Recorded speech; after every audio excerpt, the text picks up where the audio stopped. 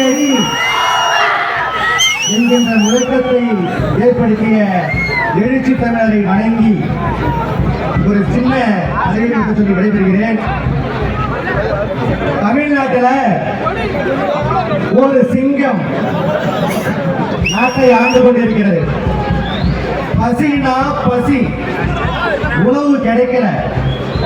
சிங்கம் என்ன பண்ணுது? ஒரு பார்ப்பனிய நரியிடம் என்ன சொல்லுங்க, எனக்கு பசிக்குது, ஏதாவது உணவு வாங்கிட்டு வாங்க. உடனே அந்த பார்ப்பன நரி என்ன பண்ணுதுன்னு தெரியுங்களா? ஓடி போய் ஒரு ஆட்டை தேடி வந்தது. யாரை தேடுது? ஆட்டை தேடுறது. ஆட்டுக்குட்டியே தமிழகத்தை ஆள நீதான் சரியானால் சிங்கத்துடன் காம்பரமேசன் பண்ணிவிட்டோம். சிங்கம் உன்னை அழைத்து வர தமிழ்நாட்டை ஆள ஆட்டுக்குட்டியே கிளம்பி வா அப்படிங்குது. ஆட்டுக்குட்டி பார்ப்பன நரியின் பேச்சை கேட்டு சிங்கத்திட்ட வந்தது. சிங்கம் போற பசியில் இருக்குது. ஆட்டுக்குட்டி பார்த்த அந்த சிங்கம் ஒரே அடியா அடிச்சுது. ஆட்டோட காது ரெண்டும் விட்டுட்டு போயிடுச்சு. அப்ப சொன்னது, ஆடு தப்பிச்சு ஓடே போச்சு. என்னையா நரி கைக்கு வந்து வாய் கேட்டுறியே, போய் ஆட்டை கூப்பிட்டு வந்துரு அப்படின்னு. மீண்டும் அந்த பார்ப்பனிய நரி ஆட்டுக்கிட்ட போயிட்டு, அறிவு கட்ட முன்னா ஆட்டுக்குட்டியே, உனக்கு ஏதாவது அறிவு இருக்குதா? சிங்கம் சும்மா போய் டச் பண்ணிட்டு உன் காது ரெண்டு வீழ்ந்து போச்சு, நீ ஓடிட்ட, வா, நீ தான் தமிழகத்தை திரும்பி ஆளணும். உன்னை சிங்கம் உன்னை வர சொல்லி இருக்குது. கூடவே பாதுகாப்புக்கு சிறுத்தையை இருக்குது, கிளம்பி வா. அந்த நாட்டுக்கு கொண்டு என்னுடைய காதை வெட்டிட்டாங்களே. ஆம்புலன்ஸ் சொல்லிடுங்க, தோழருக்கு ஆம்புலன்ஸ் சொல்லிடுங்க, தயவு செய்து ஆம்புலன்ஸ் சொல்லிடுங்க.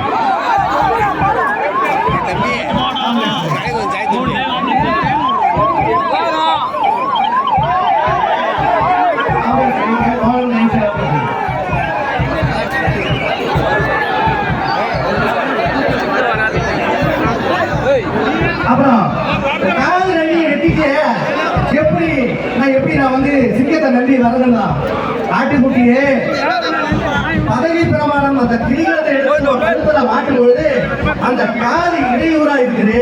அதனால சிங்கம் உன் காதை அறுத்துருச்சு, நீ பயப்படவே பயப்படாத, உன்னை கூப்பிட்டு வர சொல்லிச்சு.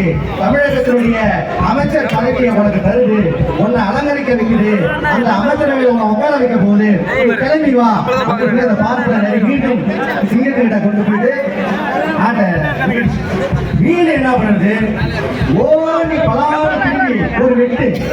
சிங்கம் வெட்டுல சிறுத்தை வெட்டுறது, ஆட்டோட வாழை வெட்டி. யார் வெட்டுறது? ஆட்டோட வாழை. அந்த லைட்டுக்கு பக்கத்தில் இறக்கடிக்குது. அனைத்து தோழர்களும் இறங்க நிற்கிறாரு. கொஞ்சம் ஒத்துழைப்பு இறங்குங்க. ஒருத்தர் ஹாஸ்பிட்டல் போயிருக்காங்க, இறக்கி ஷாக் அடிச்சு ஹாஸ்பிட்டல் இருக்காங்க. அபாயம் உங்களுக்கு மட்டும் இல்லை, மற்றவங்களுக்கும் பாதிப்பு. தயவு செய்து இறங்க. உடனே மாலை விட்டுடுச்சு. மீண்டும் ஆடுக்கு தப்பிச்சு போயிடுச்சு. திரும்பி இருந்தது என்ன பண்ணுது? ஆட்டுக்குட்டி, உனக்கு அறிவு இருக்கா? சிம்மாசனத்துல உட்காரக்கூடிய நேரத்துல ஏயா நீ ஓடிட்டா அப்படிங்கிறதாம். இல்ல சிறுத்தையா மாலை விட்டுடுச்சு. உடனே சொன்னான், நீ சீட்டுல உட்கார்ந்தா கம்ஃபர்டபுளா உட்காரணும், சுதந்திரமா உட்காரணும், அதுக்கு இடையூறா உன் மால் இருக்கு, அதனால சிறுத்தை விட்டுருந்தியான். இப்ப என்ன சொல்லாத, வாயா இதாயா அடுத்த முதல்வர் வாயான்னு சொல்லி ஆட்டுக்குட்டியை திரும்பி அந்த பார்ப்பன நெறி அழைச்சிட்டு வந்தது. இந்த முறை என்ன ஆயிடுச்சு கேட்டா, ஆட்டை அடிச்சுட்டு ஒரே அடி அடிச்சுட்டு ஆட்டு இறந்துச்சு. ஆடு இறந்த உடனே சிங்கம் சொன்னது, நரி ஆட்டினுடைய தோலை விழுத்து ஒவ்வொரு உறுப்புகளா எனக்கு ட்ரை பண்ணி கொண்டு வந்து கொடு அப்படின்னுதான். ஆடு என்ன பண்ணுறது? நரி அதே மாரி ஒவ்வொரு உறுப்புகளா பார்த்துட்டு மூளை இருக்கின்ற அந்த உறுப்பை மட்டும் அந்த நரி சாப்பிட்டுச்சு. சிங்கம் வந்து என்னையா, உடல் இருக்கு, தலை இருக்கு, தொடக்கறி இருக்கு, நெஞ்சலும் இருக்கு, எங்கையா மூளை அப்படின்றான். ஐயா, ஆட்டுக்குட்டிக்கு மூளை இருந்தா உங்ககிட்ட வந்திருக்குமாங்களா? இந்த கதை யாருக்கு புரியுதோ இல்லையோ, ஆட்டுக்குட்டி அண்ணாமலைக்கு புரியும். ஆட்டுக்குட்டி அண்ணாமலை ஆட்டுக்குட்டி இந்த தேசத்தின் பலியாடு, தமிழகத்தின் பலியாடு, பாரதிய ஜனதாவின் பலியாடு.